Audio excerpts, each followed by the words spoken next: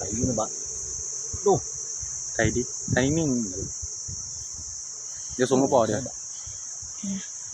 ไม่กินหรอขุดน้อยเดียวมาที่มาได้นี่มันไม่จะปีหน้ามดซิดมดซิดอ่ะเอามีดมาเชื่อบอกเอามีดมาเชื่อหักไม่ถ้าเป็นอันมาอยู่แล้วหนูพวกผมนี่เป็นเงาะแล้วนี่มันมีใครคุยเนาะเป็นยังบอกเอาไอ้เห็นผูกเห็นที่มันแยกไอ้กระสอบไปเหรอบอกเบิดอ่ะเดี๋ยวก็ไปแบ่งให้เพิ่นกันกันนั่นกันแยกกระสอบไปกันนี่มันตัวผู้อะตัวผู้นี่ตัวผู้แล้วตัวแม่ใหญ่กว่านี้เต้งนะเต้งใหญ่กว่านี้แต่อยู่นี่มันตัวผู้นะถ้าเกิดตัวผู้กับตัวแม่ตัวไหนล้ำเหลือกันตัวแม่มิงมันอันนี้เจ๊กับล้ำ